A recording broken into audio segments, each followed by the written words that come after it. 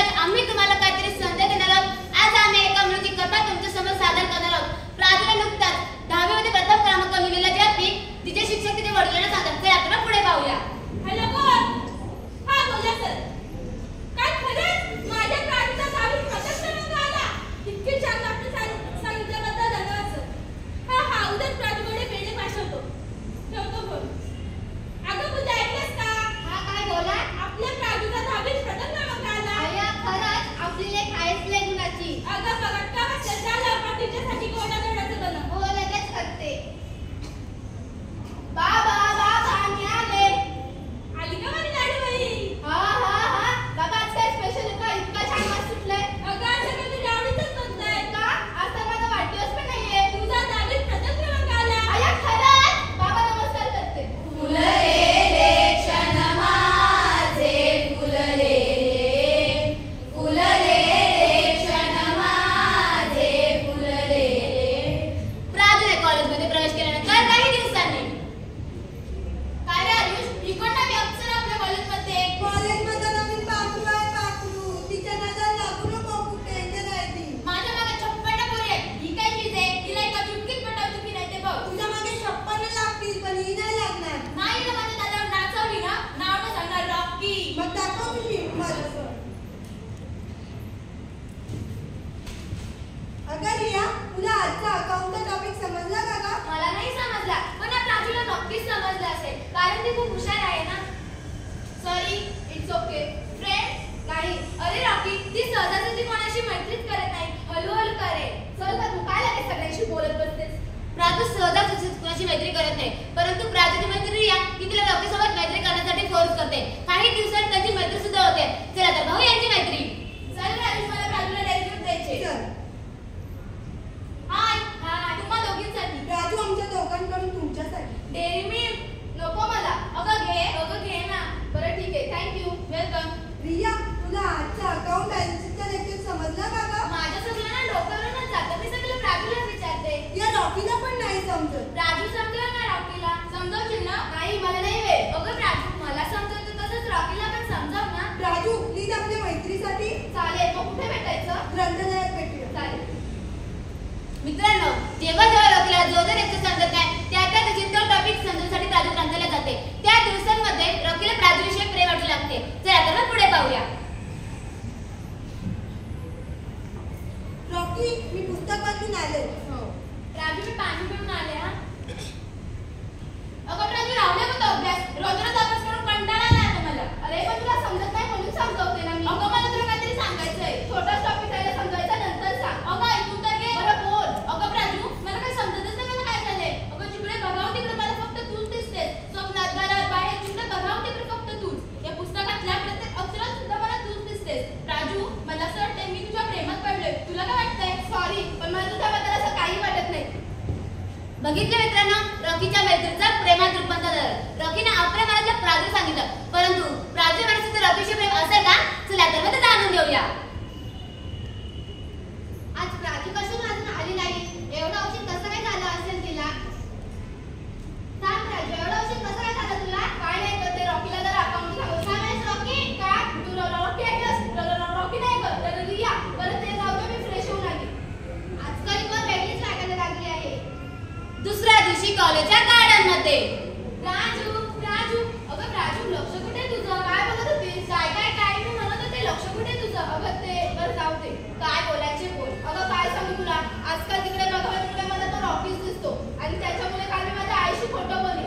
मला तर समजतच नाही काय झालंय मला. काय तू तुझ्या आईशी खोटं बोलली? तू तर तुझ्या आईशी कधीच खोटं बोलत नाही. बघ ना काल तर रॉकीमुळे मला आईशी खोटं बोलावं लागलं. मला तर असं वाटतं तू रॉकीच्या प्रेमात पडली आहे. बघ तू तुला काय पण वाटते माझं तू काय ऐकणार नाहीयेस. बरं जाऊ दे मी चालली बाय. रिया बोलते ते खरं असेल का? खरंच मी त्या रॉकीच्या प्रेमात तर नसेल ना पडली? जसं त्याला मी सगळीकडे दिसते आता तसं मला सुद्धा तो सगळीकडे दिसायला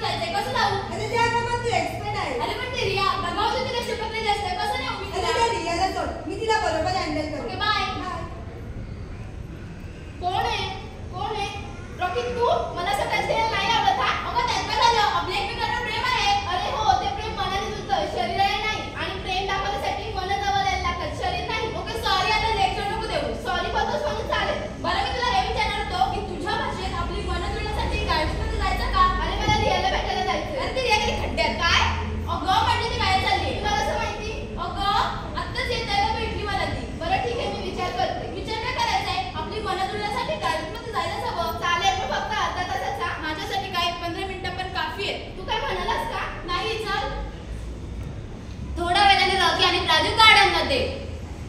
अरे बघ ना, इथे सगळे कपल्स आहेत आणि ते आपल्याला कोणी बघितलं तर? अगं इथे पण बघणार आहे. या आपण इथे बसू. राजू, मी तुझ्यासाठी काहीतरी आणलंय. काय आणलंय बघ? अय्या किती प्रेम करतोस माझ्यावर. राजू, तेव्हा काय करतायत? आपण करायचं? शी, मला नाही आवडत तसं. अगं पण आपल्या एकमेकांना प्रेम आहे. अरे हो, पण ते प्रेम असं जगाला दाखवायचं नसतं. अगं असं काय करतेस? अगं ये. तू माझ्या काहीतरी पाहिलीस? याचे परिणाम तुला भोगावेच लागतील. शी, किती घाणेरड्या विचारांचं आहे ते तू. पहिला आपल्यात मैत्री झाली, नंतर तुम्हाला प्रेमासाठी विचारलं आणि तुला हो बोलले नाही, यातच मला खूपपणा ठरला. रॉकी, आज पण तू इथेच नाचको मी नवीन. नवीन म्हणजे? अरे ठीक आहे, माझा कॉल चालू आहे, मी येतो. रॉकी, तू तिथे कोणासोबत येतोस? आणि असं किती मुलींना तू चिटकेलंय? हे मला तुला सांगायची गरज नाहीये. माझं कामच आहे. आधी मुलीला मैत्रीसाठी विचारायचं, मग त्याला प्रेमात आणायचं आणि मग त्याची जवळीक साधायची. शी, तुला पूर्वी तिला वेड्या वाटल्या का रे? आता बघाच तुम्ही काय करते तर ते. जा गं, या दुनियेत आहे. रॉकीला रडण्यासाठी अजून कोण पैदा झालं नाहीये. हो, बघूनच की तुम्ही काय करते ते.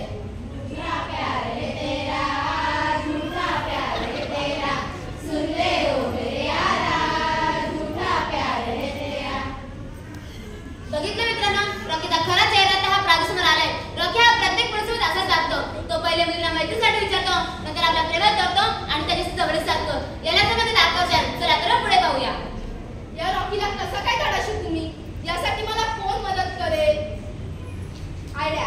यासाठी मला एकच व्यक्ती मदत करू शकते, ती म्हणजे माही. मी तिला कॉल करते. राजू ही खूप हुशार मुलगी असते.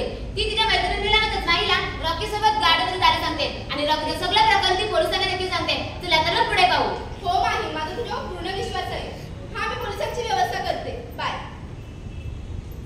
ठरल्याप्रमाणे माहीने आपल्या प्रेमाच्या जाळ्यात रॉकीला अडकवलेलं असतं. रॉकीला सुद्धा असं वाटतं की माही आपल्यावरती खरं प्रेम करते आणि जसा तो इतर मुलींना गाडीमध्ये घेऊन जातो तसाच तो माहीला देखील गाडीमध्ये घेऊन जातो. चला तर पुढे पाहूया. अरे, ही अशी कोणती जागा आहे? इथे सगळ्या जोड्यात